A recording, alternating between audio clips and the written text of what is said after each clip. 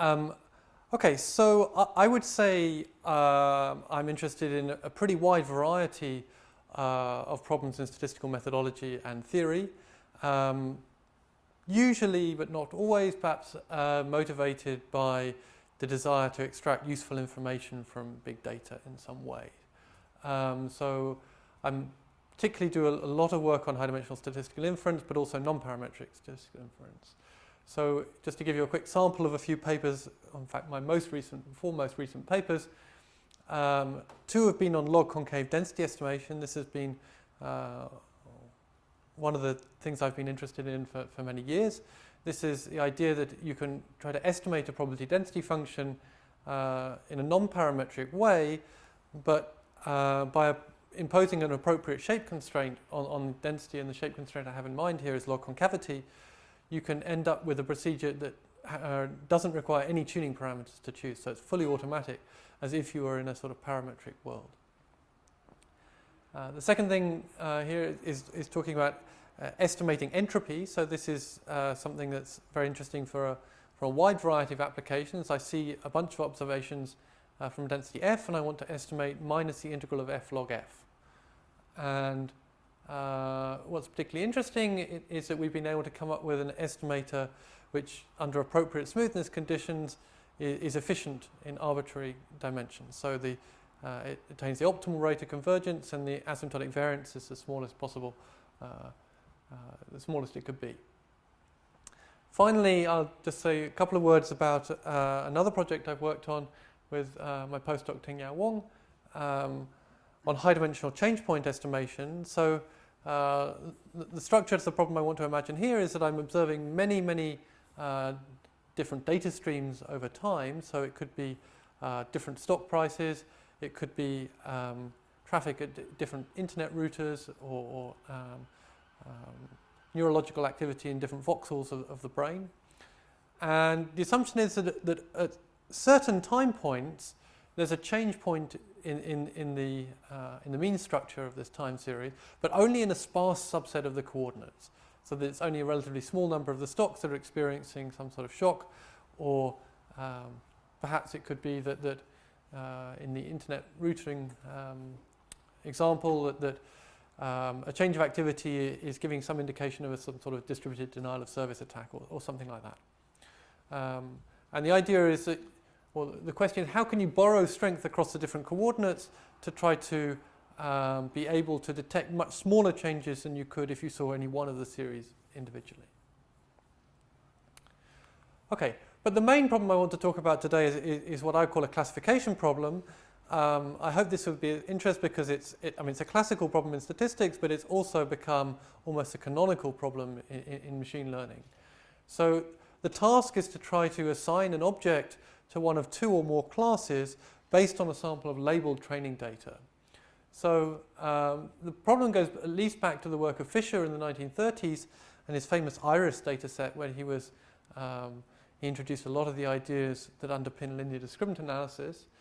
A very easy example to describe is the email filtering problem. You have a sample of emails that are genuine emails, you have a sample that are spam, and you want to be able to come up with a rule to assign a future message, to assign that to the spam category or the genuine email category. But you can easily imagine a lot of other applications in face recognition, in tumor classification, a bank deciding whether or not to give someone a loan, or if anyone can bear to look at this last picture, in fraud detection. Okay, so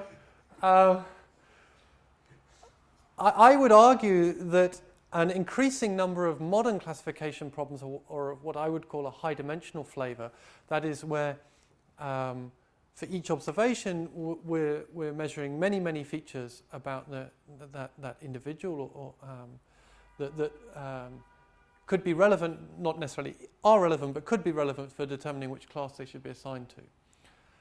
And as is common for many high-dimensional statistical problems, a lot of the techniques that we know and love in low-dimensional settings either perform very poorly or are completely intractable in settings like that. So a good example would be linear discriminant analysis, which I mentioned earlier, which you can't use unless the number of observations n is greater than the dimension p of features that you're measuring on each individual. So this has been known for a while, and people have tried to come up with various different ways of getting around this. One natural assumption, a very simple assumption, is to think that, well, let's suppose that the optimal decision boundary were just linear. That's a very simple, gives us a simple structure to work with. Or an alternative would just be to say that only a relatively small number of the features are really relevant for which class an observation should be assigned to. But I want to think today about trying to do this classification by aggregating the results that you get by applying many random projections to the data. So let me try to motivate why random projections might be a good way to approach this problem. So here's a very simple result, that if I have two random vectors in R to the p, and I want to think throughout as p being some really huge dimensional space, and if whenever I project them into a d-dimensional space, whichever projection I choose, I always get the same distribution, then the original vectors have the same distribution. Okay. Actually, what's more interesting for me is the contrapositive of that statement, that if two random vectors have different distributions, then I can find a projection which identifies that difference. Okay. It's a very simple result. It's true even when d is 1, and you can prove it using characteristic functions. But for instance, let's think about this problem here, where you can imagine a uniform distribution on the disk and then a uniform distribution on the boundary of the disk. So they're both spherically symmetric distributions. You might think that no random projection is going to be able to identify that difference. But actually, if you think about it, if you're uniform on the disk, then you're much more likely to be somewhere near the center than you are to be near the edges. So you get a marginal density for every projection that looks like this, whereas if you've got a uniform distribution on the boundary of the disk, you're much more likely to be near the boundary in the one-dimensional space, and the density looks like this. And so clearly they have very different marginal densities, in fact. Here's another motivation. It's a very famous result called the Johnson-Lindenstrauss lemma that dates back to the early 80s. It's a completely deterministic lemma in one sense. It just says if I've got n points in p-dimensional space, again, p is huge, I give you some tolerance level epsilon.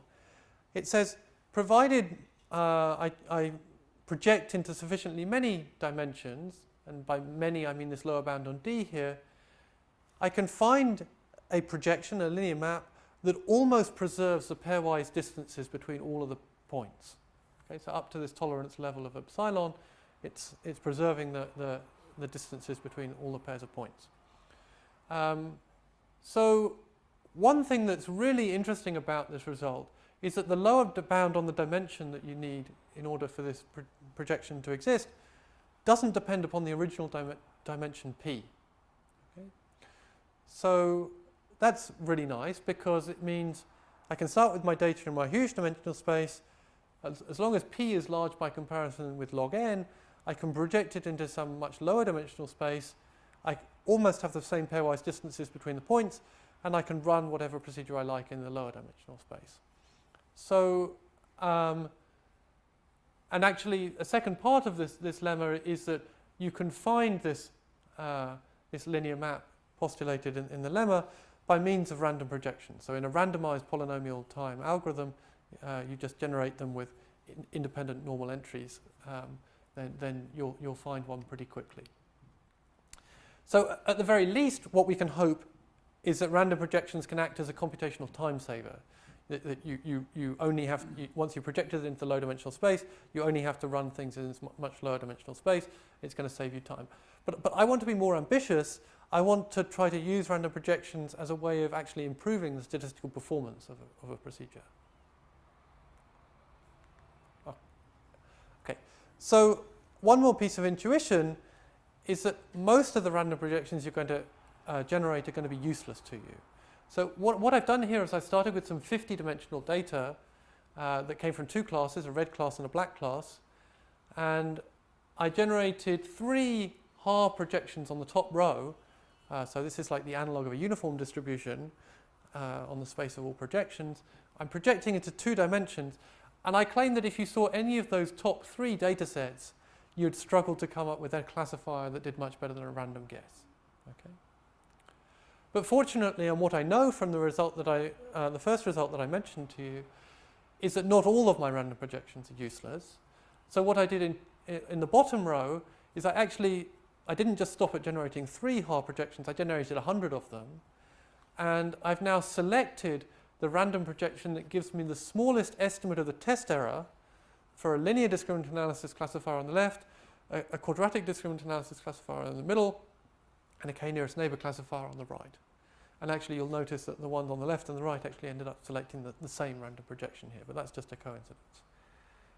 And now my claim is that even if I can't do perfect classification, I certainly can't do perfect classification based on this training data, I can do a lot better than just a random guess.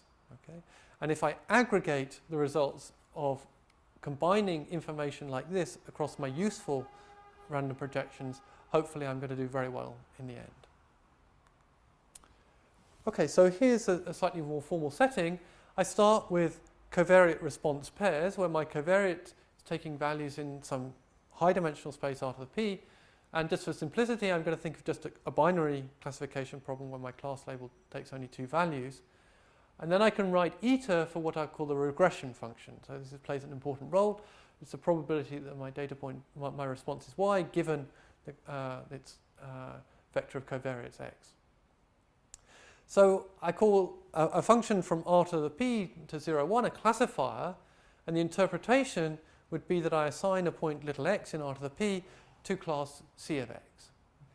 My aim is to have a small test error for the classifier. That's just the probability that the class to which I assign my random x doesn't agree with its true class label y. And that test error is minimized by the Bayes classifier, which would assign me to class 1 if the regression function is at least a half. So this is a theoretically optimal classifier. It's not one that you can use in practice because you don't know the regression function eta. Okay? Actually, this is an interesting statistical problem where even if you knew the underlying populations, you still typically couldn't come up with a perfect classifier. Just imagine trying to assign someone as male or female on the basis of their height. Even if someone told you the underlying populations of male heights and female heights, you couldn't come up with a perfect rule. If you see someone who's 6'3", then you've got a decent chance that you're going to be right with your classification. If you see someone who's 5'8", say, then you're going to find it much more difficult. But there's no way you can come up with a foolproof classifier, even if you knew the underlying populations here. And indeed, the risk of the Bayes classifier has an expression that's I've written at the bottom of the slide there. But that example also reveals that not all points are equally difficult to classify, which is worth bearing in mind. Okay, so I'm going to be interested in constructing classifiers after having projected the data in some low-dimensional space. So I'm going to think of my training data as being fixed points, and the methodology I'm going to introduce is very general in the sense that you can combine the idea of random projections with whatever classifier you want to use in the low-dimensional space at all. Okay?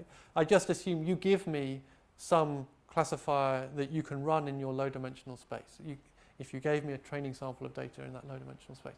But really what I have in mind here is a classifier that's pretty quick to compute, because I'm going to be wanting to do this many, many times on different random projections on the data. So something like a linear discriminant analysis classifier, a quadratic discriminant analysis classifier, or a k-nearest neighbor classifier, something like that.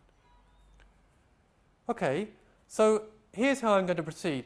I'll write curly A for the set of all d-dimensional projections. That's just a set of d by p matrices that have got orthonormal rows. And if you give me a projection, I'm going to construct a projected data set by projecting my covariates into the low-dimensional space and keeping the class label exactly as it was before. Okay? And then what I'll call the projected data base classifier it's a classifier defined on the large dimensional space R to the p, but it only depends on x in R to the p through its projection into the d-dimensional space, and it's simply which class I would assign the projected point AX to when I've trained my classifier on the projected data.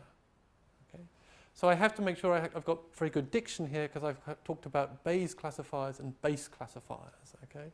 So I'll try and pronounce my words carefully. Different things. Okay, so my strategy for how I'm going to aggregate, how I'm going to choose useful projections to me and aggregate is as follows. Well, let's just suppose for now that I generate some IID projections, and I'm not telling you for now which distribution I'm going to draw them from. You'll have to wait, if you can bear it, until the next slide for that. But I want them to be independent of the test point that I have to classify. But having generated these random projections, all I do is I count the proportion of times that the projected database classifier assigns me to class 1. And then eventually I'm going to aggregate the results of what I get on the different random projections by saying I'll finally assign a point to class 1 if at least a proportion alpha of the time I got assigned to class 1 on the projected data sets. So it's actually going to be important to me that to allow this flexibility of not necessarily just using a naive majority vote where alpha is a half. And I'll try and argue later that it makes sense to allow that additional flexibility. So here is how I'm actually planning to select, or how to choose a distribution from which I am going to select these random projections. So what I'm going to imagine is that you have some way of estimating the test error of the projected database classifier. So one thing you could do that's very simple is just count the proportion of the training data points that you misclassify, okay, with your trained classifier. You could also use something like a leave one out cross-validation estimate of the test error.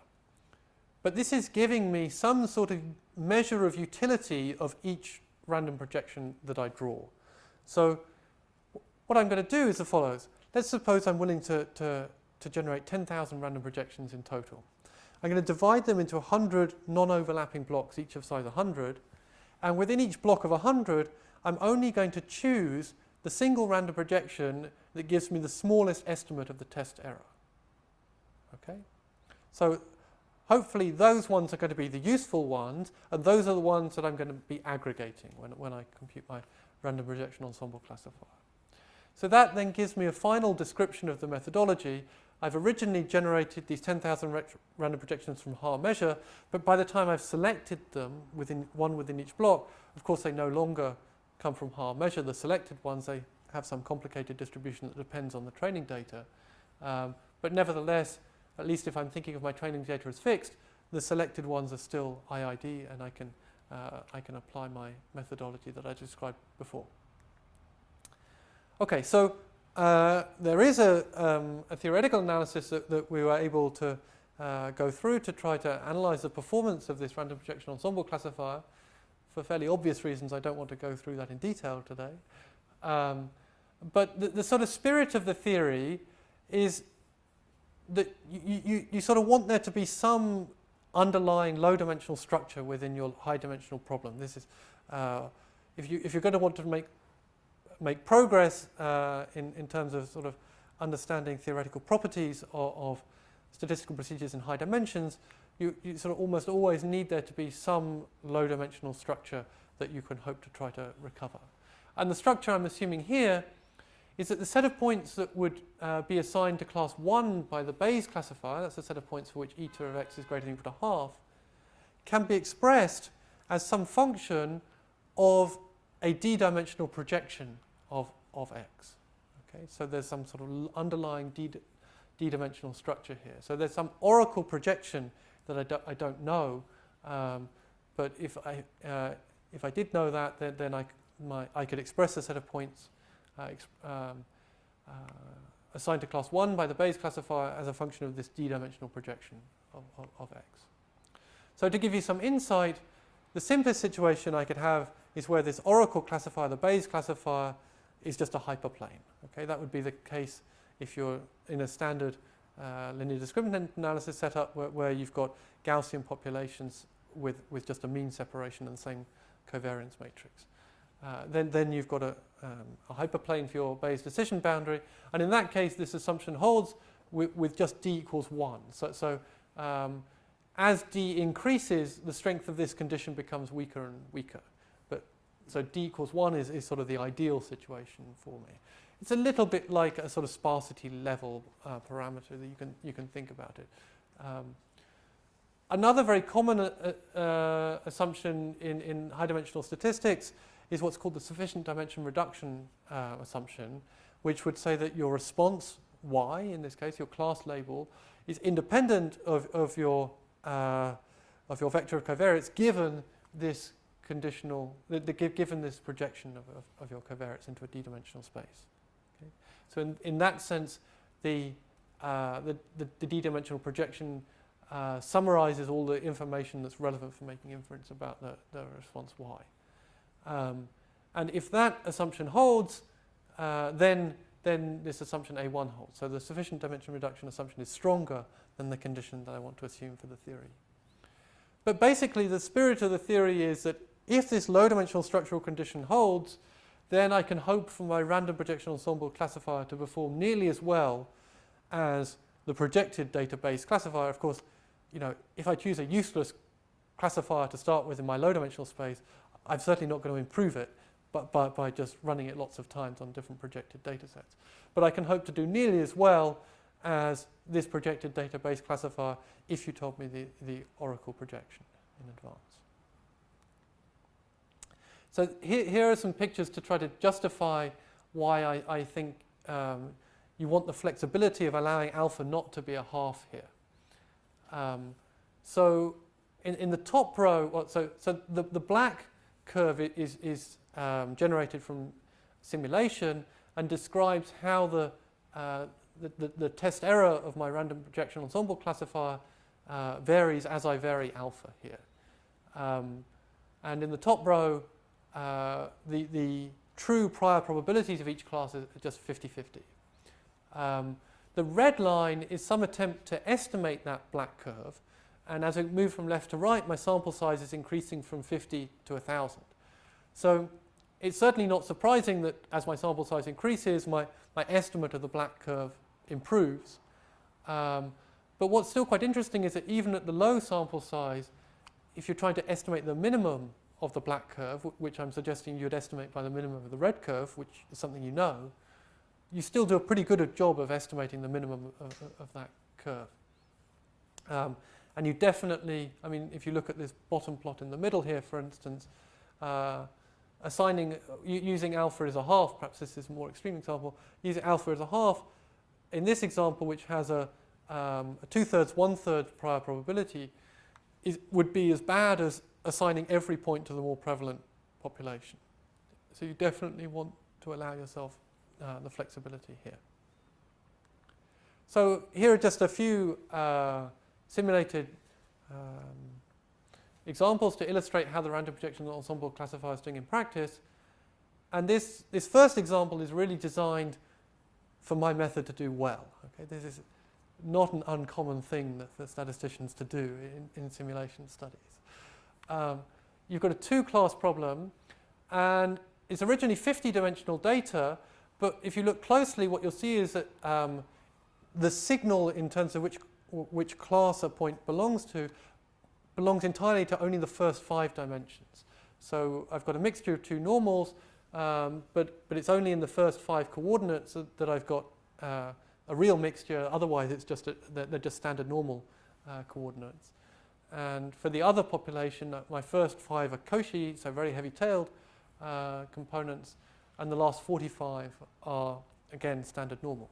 So the way I'm designing this for my method to do well is there are 5 signal coordinates. This A1 condition would hold with d equals 5, and I'm going to run my random projection ensemble classifier projecting into 5-dimensional space. Okay, so it's as if I'm sort of giving the algorithm a bit more information than it would really have in practice. But the notation here is that RPQDA5 is saying I'm using the random projection ensemble classifier in conjunction with quadratic discriminant analysis for the base classifier, and I'm projecting into 5 dimensions. And the same with the k-nearest neighbor classifier. One thing that's interesting is that a lot of typically very competitive methods are doing really nearly as badly as a random guess here. 50, the misclassification rate of 50 in this problem would be a random guess. So we're certainly doing much better than that, and I think we're doing really quite competitively. Here's another example where actually the A1 condition doesn't hold for any D less than P. So this isn't designed to be especially good for our method, and yet we're still getting extremely competitive performance, and we're really quite robust to what dimension you're projecting the data into. Whether here you project it into 2 dimensions or 5 dimensions, you're getting pretty similar misclassification error rates here. So just I should perhaps say 1 or 2 words about some of the other methods here. Linear support vector machines, radial support vector machines, penalized linear discriminant analysis, nearest shrunken centroids, and this is shrunken centroid regularized discriminant analysis. So these are all sort of competitive methods for high-dimensional classification. This is some more similar data, sort of results from one of the UCI machine learning repository data sets. I'll perhaps skip over this. Okay, let me finish by saying I think that random projections offer a really very valuable methodology for analyzing high-dimensional data. So this statement goes much beyond just high-dimensional classification, which I talked about today, but I tend to feel that when you're dealing with big data, I knew there'd be another alarm. When you're dealing with big data, rather than relying on some very heavily parameterized model, which I don't really believe, I find the idea of perturbing my data in various ways very attractive. So the sort of perturbation I have in mind are things like subsampling, bootstrap sampling, random projections, that sort of thing. And the effects which I keep seeing over and over again on the different perturbations of the data are the ones which are real, and if they disappear as soon as I perturb my data a little bit, probably that was some spurious artifact. That's what I have in mind here. So, but one thing that makes random projections particularly effective for these classification problems are because I can identify which random projections are useful to me. Okay, this was one of the key characteristics, because I said most of the random projections are useless, but if I can identify the useful ones, then that's going to be, and then I'm in good shape. And also I can aggregate over the selected useful ones. Okay. So everything I've talked about has been implemented in an R package called RP Ensemble, and I hope I've convinced you this is an interesting area. I think there are lots of open problems that remain. Let me finish by saying that this is the paper on which is the workspace. It's on the archive. Thank you very much. Yeah. All right. So I guess I'd like to take a bit of an issue with your title of random projection, because as you described it, of course, you said that most of these random projections are useless, so you actually throw away a lot of your random projections. Yes. So that sort of suggests, well, what you're really doing is a sort of rather broken way of optimizing projections, or perhaps a rather limited way of optimizing projections. And could it be useful, for example, rather than just sort of relying on these random projections, you know, maybe you could start from a random place and sort of hill climb on something. But could that be useful, I guess is... That's a very good comment. But actually what we found is that if you look at the selected random projections, they're pretty much orthogonal to each other.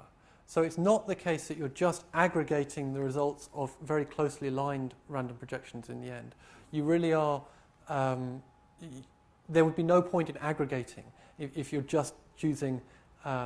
because basically every point is going to get assigned the same way, if they're all basically the same random projection that you're choosing. No, that isn't the challenge. Okay.